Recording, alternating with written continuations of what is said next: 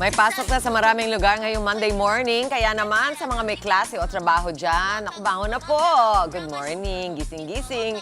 Atin ng ating traffic Tito Mondi Lopez ang sitwasyon sa mga kalsada live mula sa Commonwealth sa Quezon City. Tito Mondi, good morning to you. Ano ba nga asahan ng mga dadaan dyan this morning? Siyempre, asahan sasayaw si Tito Mondi. Yes, Mami Chiggy! Di ba? Bagong gupit tayo, Mami Chiggy. Eto na, Team Commute na nabitin sa weekend. Diba? Kaway-kaway, sabay. Hey! Eto na, quick traffic update po tayo. Pit natin. Ito, makita nyo ba? Ito yung direksyon. Pa Makati, Pasay, pa QC, pa EDSA. Kita naman, katamtaman po yung galawan po ng mga sasakyan dito.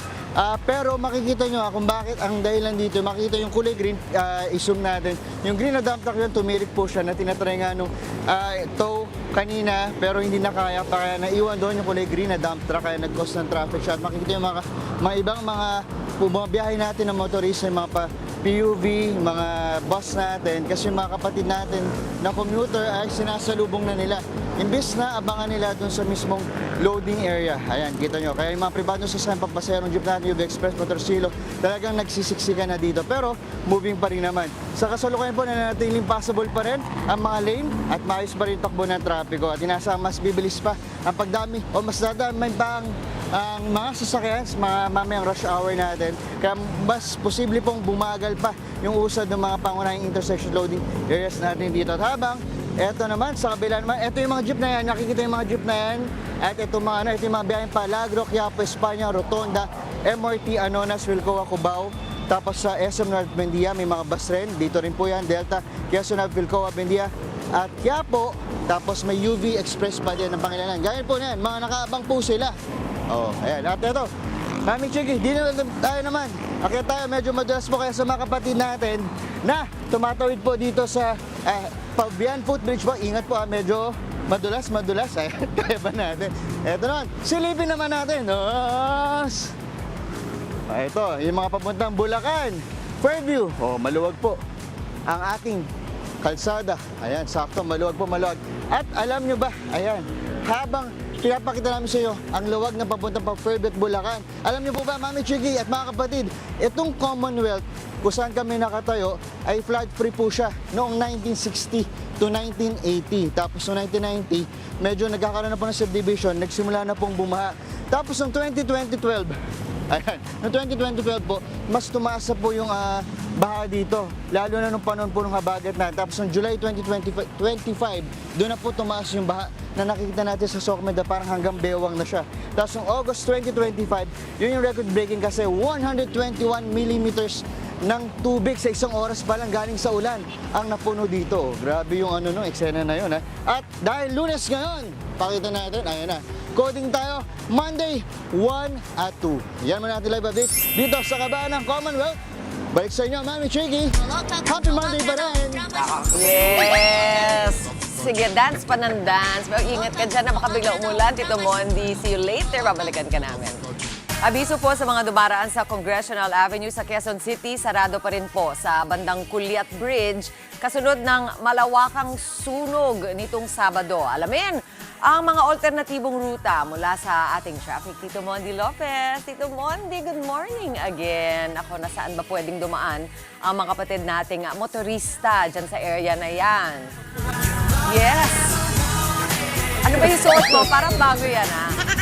Ha?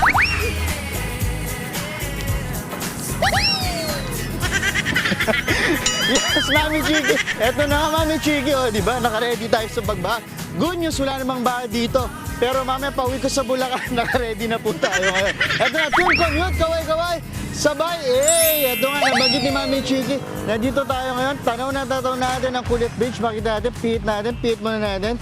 Eto, Mami Chiggy at mga kapatid po natin.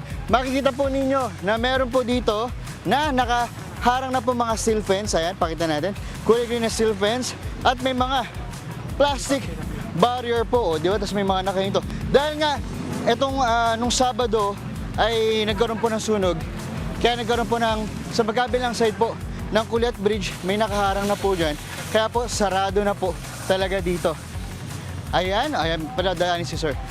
Okay, pinadaan. Dahil nga dito magkakaroon po ng epekto sa trapiko sa kabaan ng Congressional Avenue. At makita natin dito, ayan, padaanin muna natin si Sir. Mukhang Dr. Sita. Sir, pasok kayo. Teka, mukhang hindi ka siya. Inaawi natin. Teka, sir. Ayan, awi natin. Okay, nakikawi tayo. At ito, mga kapatid, pihit natin dito sa mga kapatid po natin na galing po ng Mindanao Avenue po. Paalala lang po namin, ngayon pala kung nando kayo sa may Mindanao Avenue po, sa may southbound po na pag-going Muñoz, wag na po kayong kumanan para hindi nyo po ma-experience ang nararanasan po ng ilang mga kapatid natin motorista na nandito. Kasi nga sarado po itong Kulyat Bridge, ganyan po epekto, bawal po dumaan dito yung motorista. Kaya po, ang ginagawa ng mga kapatid natin, nang galing po sa may Mindanao Avenue po, na ito yung mga galing sa Nabaliches, sa Caloocan at sa Bulacan, kumakanan po sila dito sa Villa Socorro Street.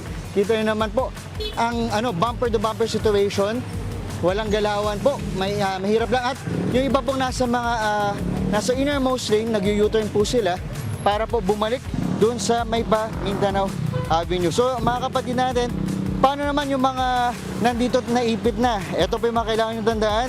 Yung mga gagaling po sa Mindanao Avenue po, papuntang EDSA, ang ruta po na pwede yung daanan yung Congressional Avenue, kumanan po kayo sa Oblates Father Street, tapos kaliwa po kayo sa Villa Socorro Street, ito nakikita nyo, at kaliwa po kayo sa Seminary Road, tapos diretsong EDSA na po yun. Tapos yung mga mula EDSA po papuntang Mindanao Avenue, kanan po kayo sa Cagayan Street, kaliwa po kayo sa Corregidor Street, dumaan po kayo sa Ilocos Street, at diretso po kayo sa Mindanao Avenue. At para po sa mga light vehicles lamang po, kanan po kayo sa Cagayan Street, kaliwa po sa Ilocos Norte Street, kaliwa po kayo sa Cotabato Street, kaliwa po sa Hereford Street, at kanan po pabalik sa Congressional Avenue. Gayun din po yung mga light vehicles po na manggagaling sa Davao Street na maaari pong dumaan po sa Cotabato Street at may dumang tricycle. Ayan po. Ayan yung mga pwede yung alternatibong ruta dito. So yung iba pang sitwasyon natin dito, Mami Chiki, meron po ilang mga riders po, gaya po nila Kuya, yung kanina, pinipilit po nilang pumasok. Sabi po naman nakatalagang traffic enforcer, wag na po natin ipilit para po sa safety po ng bawat isa. At ngayon na nga, meron ba tayong pamimigay dito? Eto, tingnan natin. Pang-ready lang din natin sa ba. Mamigay tayo ng mabilisang bota. Eto, si Sir na to. Sir, tara lang. Umiwas sila, Sir. Tara, bigyan natin. Sir, eto, sakto. Sir, good morning. Tara lang, Sir. Dito ka lang. Saan Sir pupunta? Dito, Sir. Sir, tara, mabilis na to, Sir. Mabilis na to, Sir. Ano pangalan natin, Sir? Sir, dito ka lang, Sir. Ano pangalan mo, Sir? Dito mo lang, Sir. Oh, tara, Sir. Ano pangalan mo, Sir? Ano, Sir? Ayun, Sir. Ito lang, Tay. Mukhang magpapakain ka pa ng sisir dyan. Gusto mo sisir, 500 isa. 500 isa. O, sige po. Tay, pag binababa kayo dito, kumusta po kayo? Ay, sir, hindi naman binabahan. Sakto naman. So, never nyo po na-experience ng baha dito? Di ba? Sigurado po kayo. Sa, In case, sa kanto lang dyan. sa kanto lang. O, Sir, in case na bahin po kayo, Sir, may pabota kami sa'yo.